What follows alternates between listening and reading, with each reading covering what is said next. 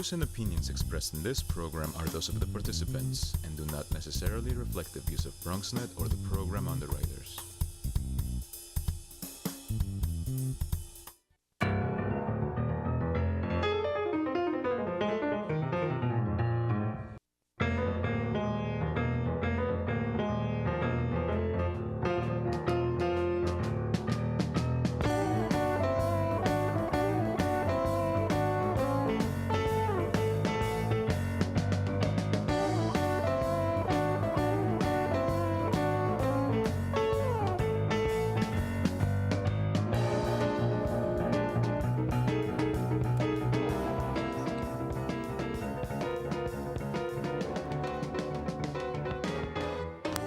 Good evening and welcome to Bronxtalk. In honor of Pride Month, tonight we're going to take a look at one of the Bronx's most vibrant and growing communities, the lesbian, gay, bisexual, and transgender communities, LGBT communities. We're going to examine the Marriage Equality Act, empowerment, health issues, safety and security, prejudice, this week's Pride events in the Bronx, and much more. In fact, tonight's guests from Boom Health will be opening a new wellness center, which we're going to hear some talk about. And we'll also talk on the phone with the Monroe College professor, who is the college's Rainbow Alliance faculty advisor. And we'll take phone calls tonight, too. If you want to have your say about the LGBT community in the Bronx, then pick up the phone and call 718-960-7261. Or you can ask questions and make comments in an email to bronxtalk@bronxnet.org or post them on our Facebook page, and we'll read them on the air during a future edition of our program. For the here and now, the Director of Advocacy and Communications at Boom Health, it's John Hellman. Good evening. Thank you, John, for joining us. Thanks for having me. And the Boom Health Director of Prevention, it is Bianca Lopez. Bianca, thank you for joining us. Thank you. John, let's start with you. Maybe you could kind of give me kind of an overview. How are we doing? How is the LGBT community doing, or I should say communities doing in the borough of the Bronx? Well, I think to start, the LGBT community in the Bronx is getting better, but there's still a lot of problems that we see every day with the folks that we serve.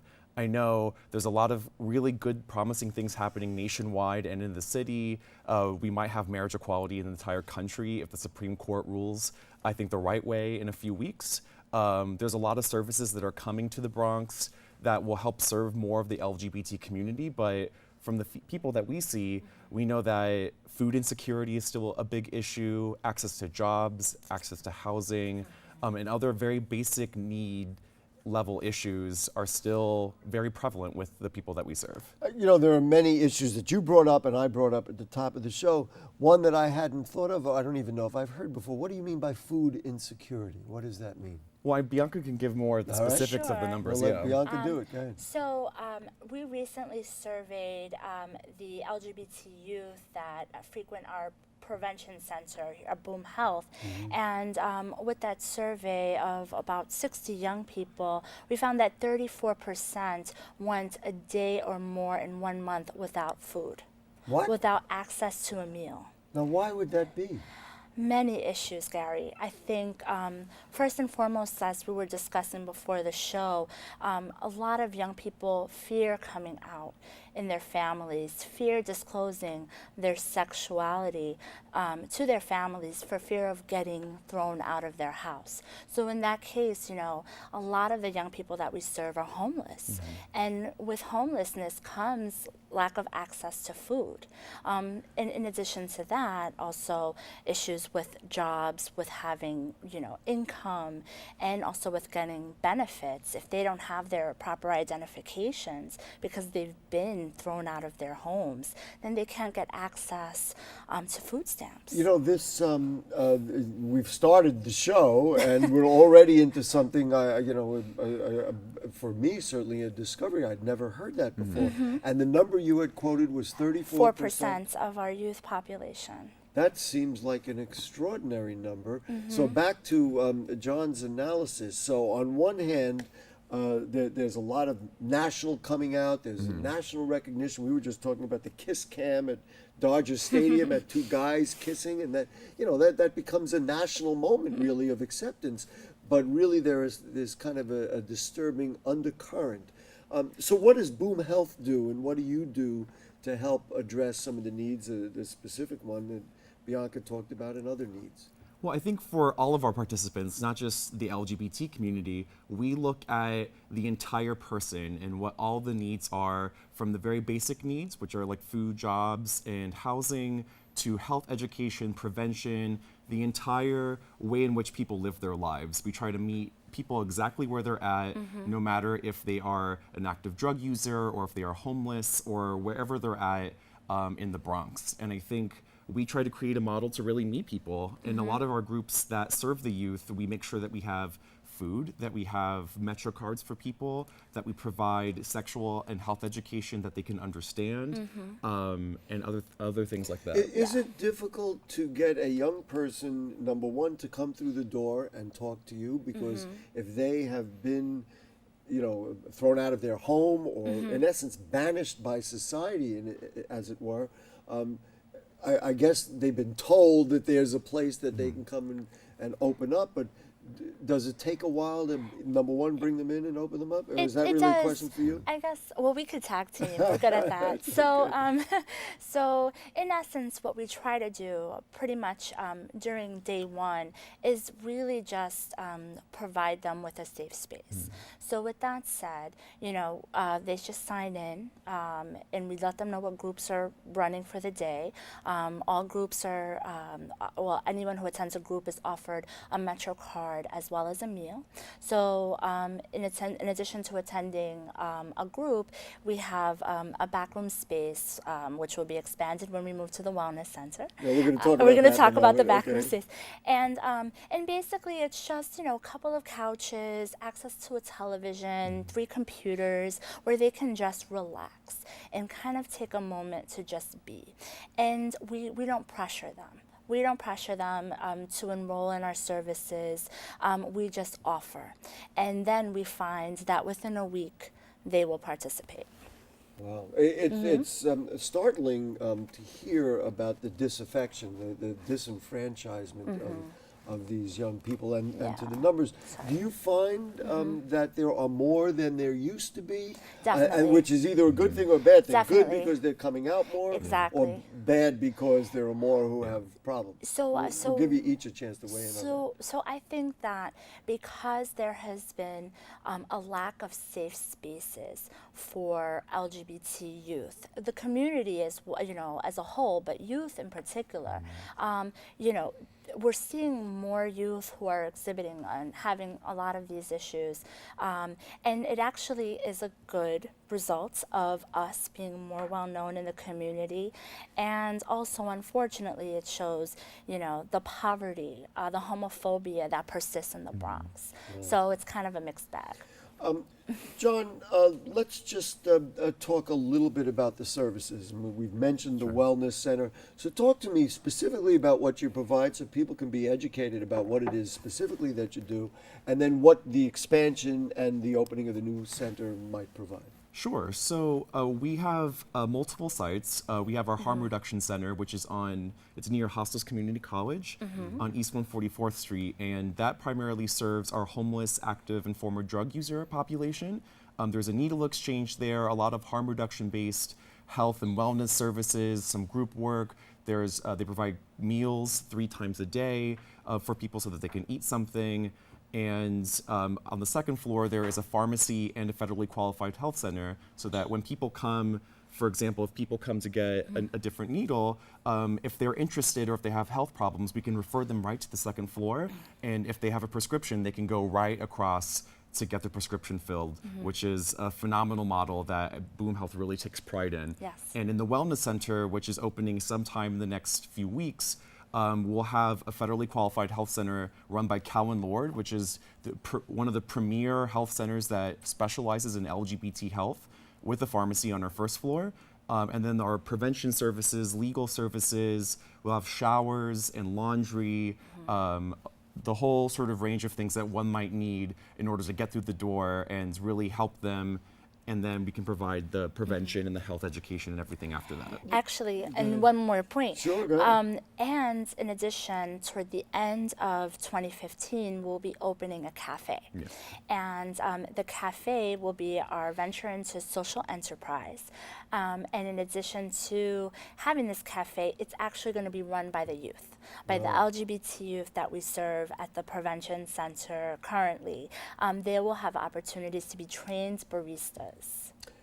This to me sounds like, aside from the specifics, it's like putting a flag in the ground and saying, we're here, this is who we are, there's no putting us out. Where is the new center going to be, by the way? It's at the old Brookhouse Furniture Store right across from the precinct where they filmed Fort Apache. So How appropriate. Yeah. So we'll have a sign of the Bronx is burning, but we're there to say that the Bronx is booming. Right? And we're Literally right- booming. Exactly. Yeah, definitely. Boom health. All right, now I do want to go to the phone. So we have Professor James Young from Monroe College on the phone. Professor Young, you're with us? Yes, I am. Professor Young, so nice to have you join us. I guess you've heard the conversation about the changing nature of services for the LGBT community in the Bronx. One of the issues they brought up was empowerment and economic empowerment. Talk to me about Monroe College and I guess the Rainbow Alliance is what you have at Monroe College. So explain to me what that is and what kinds of things you do for young people there. Yeah, so the Rainbow Alliance started September of last year as a rap group for students who identify in the LGBTQ spectrum. And it's an opportunity for students at Monroe who identify as such to come together and talk about microaggressions or their college experience through an LGBT social justice lens. And since then, we've taken this to another level. So it's not just a rap group anymore. We're looking at putting together an event, and we have an upcoming event at the end of June for Pride Month, and we're showing the movie Pride on Saturday, June 27th, and it's for students and their friends and family members from 12 to 2 o'clock. So that's very exciting. It'll be our first annual Pride event. And Right. Monroe College has been interested in doing something like this for a while because we do have an LGBTQ student body as well. Right. Is it difficult to get young people to come out to identify, and I meant coming out both literally and figuratively to participate, or is there still a sense of, gee, we got to really drag it out of them and get them to realize it's okay and feel welcomed and all that kind of stuff? Yeah, well, a college student's life is pretty challenging already, right? There's so much to do. Yes. And specifically Monroe students are working. Many of them are working already and going to school, and so they have a lot of complex things happening. And so this particular club would just be one more additional responsibility and resource for them. And sometimes I think that gets buried in their life because there's so many other things that they need to attend to. So I don't know if it's necessarily getting young people to come out. They may be out in their own lives already and feel like this might be just one more thing that they have to support or work with. However, the young people who have shown up to talk about some heavy issues that are happening even in the classroom sometimes, as well as what's happening in the family and what's happening at home. We have a nice group of students where some students talk about how they would never come out to their parents, or they're not even out in the school, so that makes it a little more challenging for them to show up to the meetings. Whereas other students don't. They show up to the meetings and they're like, I don't really understand what's the big problem with coming out because I've always been out. there. So Yeah, you have a that's- nice spectrum there. A nice mixture, and what's very interesting to me is the notion of empowerment, and maybe some people have had the difficulties even getting to college because of the issues they had when they were younger in high school and all that, but you're actually working with people, and obviously if they're in college, they have a better chance at having a better future. I mean, that's really the bottom line. Definitely. Yeah, and what's great about this is that this creates a space for us at Monroe College to continue looking at how the college services LGBTQ folks, both students as well as faculty and administrators. Do we have a safe environment? And one of the things that I think we need to look at is just like coming out. Coming out is a lifelong process. It doesn't just happen once and you're done. And I think making Monroe College a safer environment for LGBT is also a lifelong process. So Right. what we're looking at doing next is continuing to have these kind of projects where we have Pride event, like I said. We're also looking at putting together an LGBT 101 curriculum for students as a course that they could take to learn more about LGBT history and activism and ally work in the U.S. It really speaks to, Professor Young, the changing nature of the whole LGBT movement, if you will, in the Bronx, or simply the existence. So now you can have a more comfortable, more incorporated existence in American life. I think it's just fantastic. I don't want to keep you any longer, Professor, but thank you for your great work at Monroe, and thank you for joining us tonight. For folks who are interested in talking more about it, 800-55-MONROE is the way to get to them. So, Professor, thank you so much for your time tonight. Thanks. Bye for now. Great. Okay. To me, when you hear that, it sounds like really good news, because this is now expanding the concepts that you're working on. How difficult is it to get this? I mean, this is the borough of universities. I mean, this is an open-minded college, it certainly would appear. How difficult is to move this to colleges, to businesses? I mean, what's the challenge? I mean, I think it really depends on the leadership of the particular colleges and the small businesses. I know when I was in school back a few years ago, it was a very Catholic college, and the school administration wasn't very supportive of it. And unfortunately, Of the college you went to. yeah, and the issue stops there. So if you can find people that are really willing to put the right thing on the table and put these issues out in the forefront, then you can really work with them and make sure that safe spaces like a gay-straight alliance can exist for the students. I mean, I know that was so essential for me to be successful in college, and I know for a lot of people, it's really where they find their social support, where they can just complain about what's going on, or just have some fun and actually live like a good, normal student life wherever they go. How insecure, from a safety perspective, do LGBT people feel in the borough of the Bronx? Are they still feeling insecure? I mean, we were talking earlier about some of the highly publicized, horrible, inexcusable incidents that we hear. Is there a better feeling now? Are we getting somewhere, or do we still feel like, gee whiz, we have a lot of work to do? Well, I think it's still very mixed, in particular for our community of people who are of trans experience. Definitely. I think the violence is the first sentence of any person who describes what's going on in the Bronx with regards to trans people, and there really isn't enough being done to make sure that people of trans experience are safe and can be themselves and feel empowered in the Bronx. I know we have Councilmember Richie Torres, which is great. He's openly gay, he's very young, and he's been incredible in the city council, so that's a positive thing. So I think it's still very mixed. We're still getting there.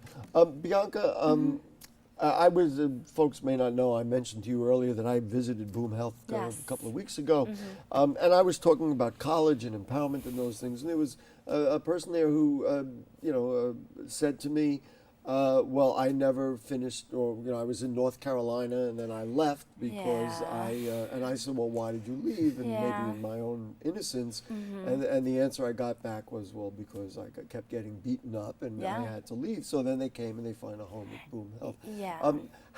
What do you do, and how do you work with a person like that to help them? I mean, we've talked about the food and everything else, but to help them do better in their lives. So so I was actually thinking in terms of the discussion regarding gay-straight alliances, and I know we had mentioned colleges, but I would also recommend that we even go younger, and we have gay-straight alliances in all high schools, particularly in the Bronx. I think it's needed, because it's that's necessary. Probably the time where they're beginning. This is the time when they are, everyone is really looking at themselves internally, just looking at their gender identity, their sexuality, and they really need the support. So I would argue go younger. And in the case of the young person that you described, we're getting an influx of young people from the South who come to New York because they feel they will be, accepted they have their own family formations that are friends, that are, in their social networks, because they're not getting the support that they need from their actual biological families. So we try to provide them with the social support. Do you have a place to stay? Do you need a stipend? We could give you a peer education internship if we have, the availability. And then what are your educational needs? And that's the area that we are looking to expand in our college readiness, in our job development. Right. This is what Professor Young explained, I think, very well. And it was really very interesting to hear him say that some people had already come out and was like, what's the big deal? This is who I am and this is how I live. Yeah. Yet there are some who's still in that transition. And what you say is probably correct. If you can get to more people in high school, by the time they get to college, they'll already be empowered and ready to go. I want to bring this up, and at first I didn't, but I was talking on the phone on the way to the show this evening, and somebody said, you're going to ask about Bruce Jenner. And at first I was like, well, that's just kind of a media story. But then, of course, this is exactly what you're talking about. Can I assume, and Bruce's name is now Caitlin. Yes. Can I assume that this story is going to only help, as painful as it may be for Caitlin, this is only going to help the issues that you're dealing with in the long run? Most definitely, yes. Really? Do you have any comments on it, or do you want to I think, it's incredibly brave and powerful watching from the Diane Sawyer, or was it Diane Sawyer? The 2020 interview to the cover of Vanity Fair today. It's incredibly powerful, and I think we have to give Caitlin a lot a lot for what she did. And I have to say, as somebody in the media, we have to give Diane Sawyer and Vanity Fair some credit as well. Absolutely. Because they instead of just putting it off as, well, just some wacky thing, that recognizing this is something that's happening out there. Absolutely. And I think our job now is to really figure out for all the folks who don't have the resources that Caitlin did to transition and to live her story and do it so publicly, what are the issues on the ground that now people of trans experience face so that they can transition, so that they can feel safe, so that they can publicly say to the world, this is who I am a trans woman, I am a trans man, or however they identify. Now let's look at those issues on the ground so that we can have that for everybody who feels like that's what they need to do. All right, now I want to ask this because the Bronx is a very diverse place, and I know it as well as anybody. We've been doing this show for a long time. There are people watching the show who, much like the Mets second baseman who said, I don't agree with that lifestyle. There are people who have religious feelings about it. Maybe even in their own family, they've rejected it. And if they're still watching the show, they haven't flipped it off, and they're saying, well, wait a minute, this is not acceptable in our lives. This is not what we want to have. I don't want to put my tax dollars toward this. This is dysfunction rather than, like I'm making an assumption that it's improved function that we're dealing with this. What do you say to those people, and how do you react? And is there a way to change them? Or just what is your reaction? Because I know there are people like that watching the show right now. Well, unfortunately, I think folks have to realize how dangerous those attitudes can be, particularly if they have sons or daughters or family members that they themselves are going through these things and don't feel comfortable being out. Unfortunately, suicide rates are very high, homelessness is very high, a lot of problems that are associated with not feeling comfortable or safe because they have friends or family members in their support system that don't accept who they are. It can lead to very dangerous consequences. So I hope that they would really take some time to figure out what it is they have a problem with and find resources to maybe educate themselves on what LGBT issues are, who the people are, and that will help them better connect with their loved ones, their friends, and build better relationships. I think it could be really dangerous to have homophobic and transphobic views. Did you want to also respond to that? Because I have a follow-up for you on a different level. No, I do want to respond to that, and I agree 100% with John. I mean, that is extremely dangerous, and in addition to some of the dangers that he mentioned, I'm thinking about health issues, HIV, sexually transmitted infections. If you put a person who is, at risk of losing their home, not having any support, they can turn and be even more vulnerable, and people will capitalize on that. Having sex without using protection and thereby putting yourself at risk. you mentioned health, and I really want to get to it before we leave the program. Health disparities, we have talked about it, years ago when we talked about it with women. We didn't talk about it as much with the LGBT community. And our health care system is so complex right now. Did you ever look at one of your bills? I can't figure it out. I don't want to look at them. Yeah, right. Is this a difficult service to provide? Just give me where you're at. I know that you work very closely with this issue. Yeah. Talk to me about what it takes to put this together so it's effective. I think to We got make about it 30 seconds, then I want to promote some of the events coming up. So I think to make it more effective is cultural competency. I can't stress it enough. We need more medical providers to provide quality health care to the LGBTQ community, especially in the Bronx. The majority of the community gets their care in Manhattan because they're afraid of the homophobia. Right. All right, listen, we want to promote, we persists. said we were going to promote the events. There are some great events. This is Monday night if you're watching on tape or on the web or whatever, but we're seeing it Monday night. Now, Wednesday night, let's put it up there. Wednesday evening at Billy's, the borough president is having his LGBTQ Pride Awards ceremony. Please stop by and say hello. I promise you I'm going to be there. You're welcome to join me. The RSVP is right there on the web if you want, or just come by, and that begins at 6 o'clock. And then on Friday, maybe John, you want to talk about the big march and rally there. So what is that? Yeah, absolutely. So we all know that Manhattan has the Gotta be quick. Manhattan has the big Pride March, and we want to do something similar where everyone is welcome to come. It's going to start at 144th in the Grand Concourse at noon, and we'll have a big rally featuring the borough president and many of our elected officials at 2 o'clock. So please come out, and it'll be great. And they have asked me to help either MC or I think Bronxnet is going to be there, which I have said that I would do. John Hellman, thank you so much. Bianca Lopez, thank you for all the work that you do with the people of the Bronx. I don't even want to say LGBT people. These are our people. These are Bronx people. Definitely. Thank you so much, John and Bianca, for the great work you do at Boom Health. Oh, and if people want to get to Boom, what do? They call, go to the Check out our website, Yeah, boomhealth.org. boomhealth.org. I thank you for the great work you're doing. Folks, if you have further questions or comments on anything you heard on tonight's show or anything going on in the Bronx, email them to us at bronxtalk@bronxnet.org or put them on our Facebook page, and we'll read those on the air during a future edition of our program. Please like the Bronx Talk Facebook page, and you can check out our archives at bronxnet.org. Bronx Talk is on the lower right navigation bar. Now, next week we take a close look at drug use in the Bronx. We'll look at heroin, the growing K2 phenomenon, and much more. We thank our producer, Dalia Gonzalez, director Shirley Arrieta. Our own Bianca is here running the prompter. We'll see you next week.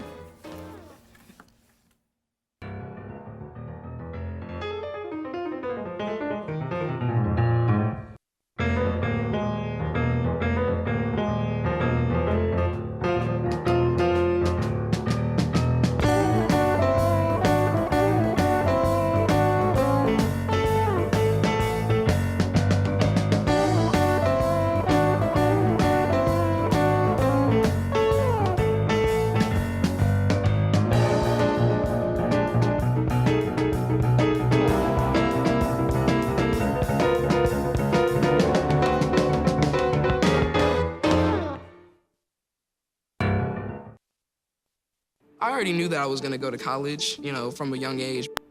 I definitely want to major in political science. After that, I'm going to get my law degree. Then I'm going to come back to Detroit, boost the economy, become the mayor or something, try to make the situation better for other people. I feel like I owe it to the city. I'm determined. It's going to happen. My name is Justin, and I am your dividend.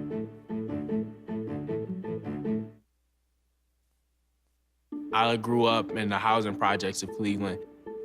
I didn't even know that life could be any better than it was. Education for me has been a way to get away from the agony of what was normal life. I want to be able to impact the community, not just look back on where I came from, but to reach back to where I came from and pull some people up with me.